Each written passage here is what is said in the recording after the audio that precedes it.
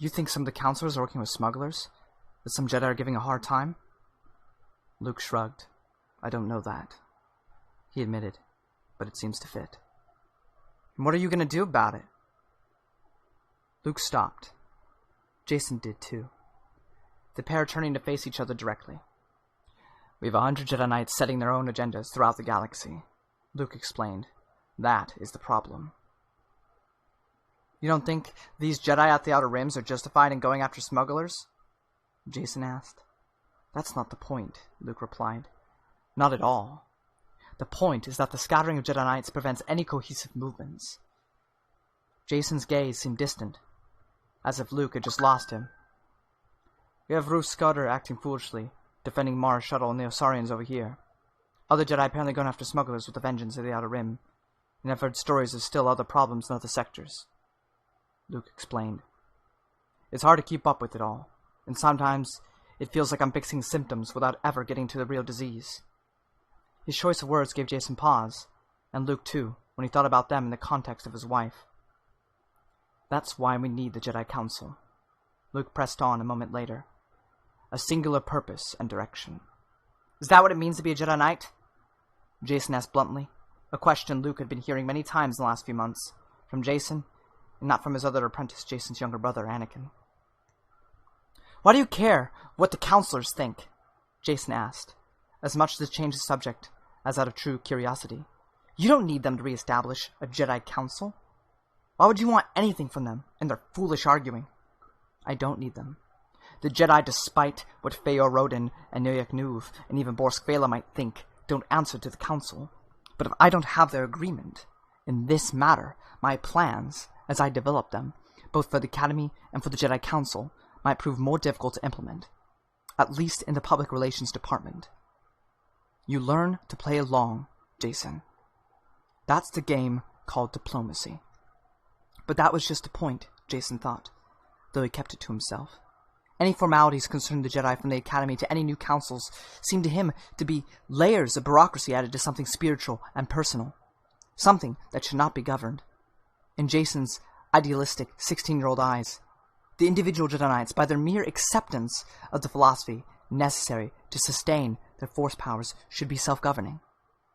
A properly trained Jedi Knight, who had been taught to avoid the dark side, who proved he could resist the temptations associated with such power, needed no bureaucrats to guide his actions, and putting that governing layer there, he feared, would steal the mystery. We know that Rodan and Nuik are against us, Luke went on, walking again as he spoke. I doubt that Pao will be receptive to anything that he feels will threaten the power of his position. The Quarrens have waited a long time for a seat on the council. Trebek will be with me on whatever I decide, so as will Kamas. Cal Omas, who learned long ago to trust me and the Jedi. That makes Chalk Travad the key vote, and I think I'll have him if I can answer the concerns of some of these problems that Rodan and Nuik Nuv are pushing. What about Counselor Phala? Jason asked. Luke waved his hand as if the Bothan was irrelevant. Borsk wants what is best for Borsk. If Chalk goes over to the side with Rodan and his group, making it 4-2 against me, then Borsk will back them. But if the others are split 3-3, Borsk will lead them either to inaction, knowing to risk a fight with me and Leia, or he'll back us, hoping it will return the favor. Mom would never back Borsk for anything. Borsk Phala would be a fool to think that she would. He lives in a world where alliances shift by the moment.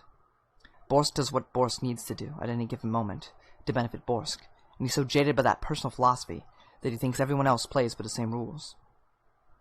Now is Jason's turn to come to an abrupt halt. And these are the people you want to please? He asked skeptically. These are the people you seek to emulate with your own council? Of course not, Luke replied, taken aback. But that's what will happen. Luke stared at him, long and hard, and Jason more than met that stare. They had been around this route so many times of late, without resolution. The paradoxes within Jason's own mind kept him somewhat impotent against his uncle. Jason had been trained as a Jedi Knight at the Academy, yet had become convinced that the Academy was not a good thing, that it was too formal and structured, and that growth in the Force was a much more personal experience. Actually, though, the Academy remained. Luke had come to somewhat agree with that perspective. He felt that the Academy had been a necessary stepping stone back to the old ways, where Jedis in training worked with Masters one-on-one, as Jaina was with Mara, and Jason and Anakin were with him. This arrangement would not have been possible before now, for Luke had long been the only Jedi close to attaining the status of Master. Now there were others, and the old ways were being rediscovered. A process that Luke understood would take some time. Still, Jason had begged his uncle to go further and faster, to bring the Jedi back to the one Master, one student model of old. But to improve even upon that model, instead of finding 4 strong youngsters to train in the ways of the Jedi, Jason wanted such promising students to find their way to the Jedi. Luke thought his arguments a play of semantics, but to Jason they went much deeper. They went to the core of what it was to be a Jedi Knight. "I've not even put my ideas on solid footing yet," Luke said, and Jason knew that to be as polite a reply and as much a concession as he would ever get. He knew what it was that his uncle feared, that 4 strong potential Jedi Knights might be ensnared by the dark side before they ever found their way to the Jedi Masters. But still, to Jason, this internal strength in the Force remained a personal thing, and ultimately, a personal choice. Thank you.